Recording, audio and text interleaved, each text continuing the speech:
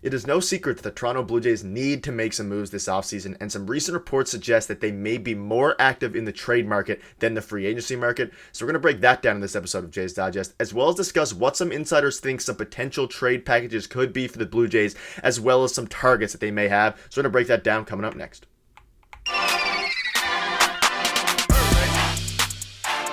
What's up, Jays fans? It's Gosse, your host of Jays Digest, and we have a lot to get into today. Tons of rumors, tons of reports, tons of trade packages. We're at the time of the year where rumors are running pretty rampant right now. Obviously, the World Series are on the go, so hopefully you're all enjoying that. But let's just get right into it. But before we do, just a quick reminder: about 70% of you guys who are watching are not subscribed, and we are on the road to 10,000 subscribers. So it would mean the world if you could hit the subscribe button. It would be much appreciated.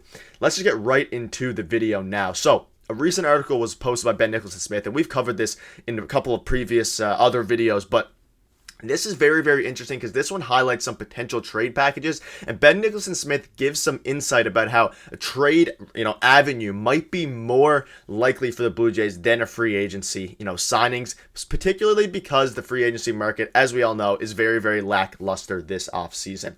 So let's just get right into it. So this is a part of his article, and he said it was towards the end of it, so if you guys read the article, you might have missed this.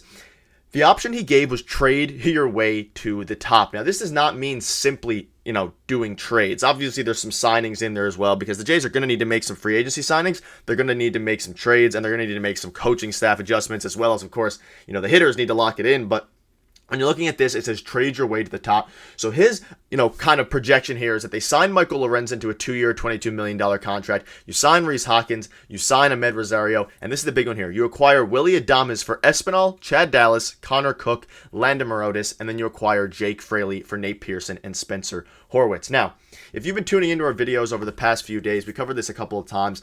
Ben Nicholson-Smith seems very, very high on a couple of things happening. One being Alek Manoah being traded, particularly for Dylan Carlson, but he seems to think that the relationship with Alek Manoah and the front office is very, very severed. It's very, very, broken, and that it might be hard for them to, reunite and get back on the field next season as a Toronto Blue Jay. However, if you've also been paying attention, you can see that he is now in multiple of these proposed trade requests got the Jays trading Nate Pearson as well as Spencer Horwitz, but particularly Nate Pearson in exchange for Jake Fraley. Now, I'm not going to focus too much on Jake Fraley, but Nate Pearson and Spencer Horwitz, we're all familiar with them, and I mentioned it in a couple videos ago. It might be time that the Toronto Blue Jays are looking to trade Nate Pearson because it hasn't really worked out for him in his Blue Jays tenure. He's been battling a lot of injuries, some confidence issues and stuff as well. Last season, he started off very, very good. He had like a middling 2 ERA as strictly a reliever last year. But then he, as the season progressed, early on in the season, it was about a 2 ERA. But as the season progressed, it ballooned up after a few bad starts. He ultimately got sent down and never really was himself again at the major league level as a reliever.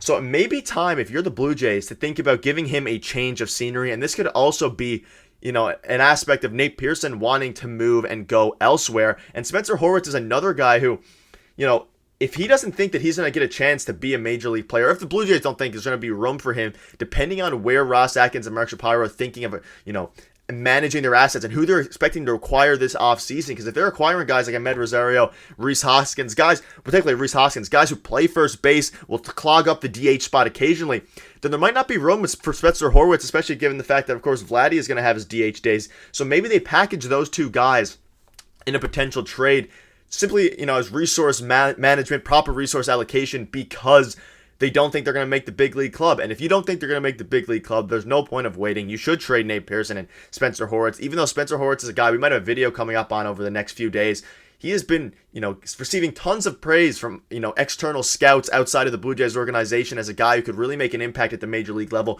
We've seen his bat-to-ball skills are, very, very good, among the best in the minor leagues. The issue is he doesn't provide much power, doesn't provide much defense versatility. So I don't know, if you're the Blue Jays, that would be a very, very interesting trade. I'm very curious to see if you guys think in the comment section below that we should trade Nate Pearson and Spencer Horwitz, particularly Nate Pearson, given what you've seen of him, or do you think selling on him kind of low is a bad idea? I know a lot of you guys are against, and I'm kind of against trading Alek Manoah as well because the value is just as low as it's ever going to be.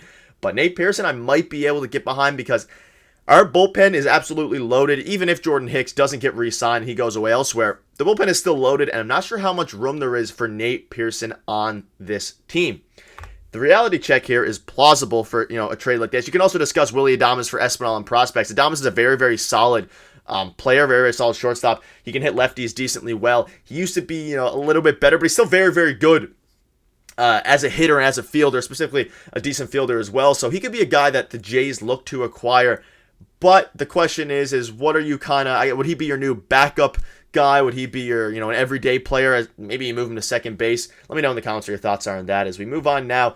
And you can pause and read this if you think you want to read more about this. He describes Willy Adames as a really good player, but he is a year away from free agency, which is a very, very interesting, note here. And then, of course, this would be a very, very expensive offseason for the Blue Jays. We're not entirely sure that the Blue Jays will want to do that going forward.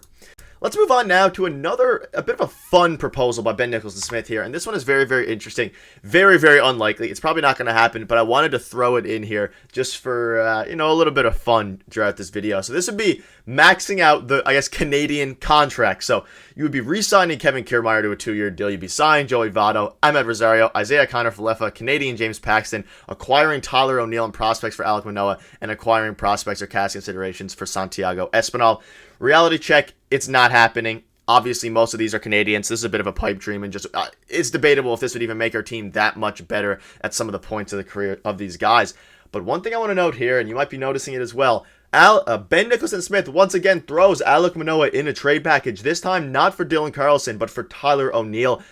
It is getting very, very strange. It seems very, very clear that Ben Nicholson Smith, he has tons of sources. Could he be speculating? Yes, but he threw Alek Manoah in so many, I believe 4 or 5 of these trade packages, and there was only 10 on the article. So it's very, very strange, and it seems to be that Alek Manoah could be on the move for the Blue Jays, which if you want to check out our video from a couple days ago, we covered this in depth. But I don't want to trade Alek Manoah, especially not for a guy like Tyler O'Neill, who is very, very good, played good for Team Canada, but he's just not the type of player that I would want to, receive for Alek Manoah, given what he was in 2022.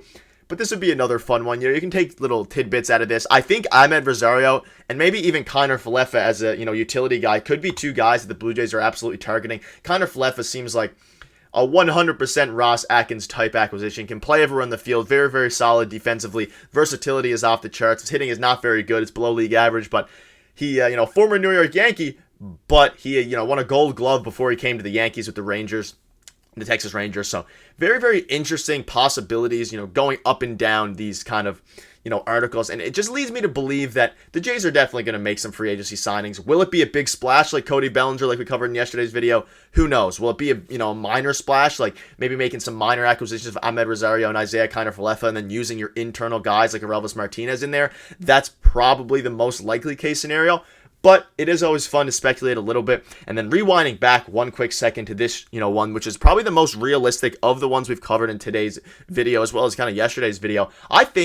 I want Rhys Hoskins. Obviously, he would cost a little bit, but I want Rhys Hoskins on the team just because of what he brings. And if you bring in Rhys Hoskins, as well as the other guys, in this case, Willy Adames, who is playing third base in this case scenario, you can see what the lineup would look like if you are the Toronto Blue Jays. You have Rhys Hoskins in there. You have Drake Fraley, who's playing left field, which, again, this is assuming that you make all the moves that they discussed. And then you have, the normal lineup. But then that's also assuming you acquire Ahmed Rosario. So every single one of these is kind of fun to speculate, fun to, think about. But at the end of the day, who knows how realistic, these trades may be. I do like, the potential of signing Rhys Hoskins, the potential of signing maybe an Isaiah Kiner-Falefa. Even though he's not the fanciest name out there, he kind of does provide some versatility that the Blue Jays would like. So if I was a betting man, I would put money on them acquiring Isaiah Kiner-Falefa and maybe Rhys Hoskins. But let me know in the comments what your thoughts are on this. Do you think the Jays should make any of these trades? Do you think they should acquire Rhys Hoskins? And do you think they will trade Alek Manoah? But that'll wrap up the video. Peter will be back in tomorrow's.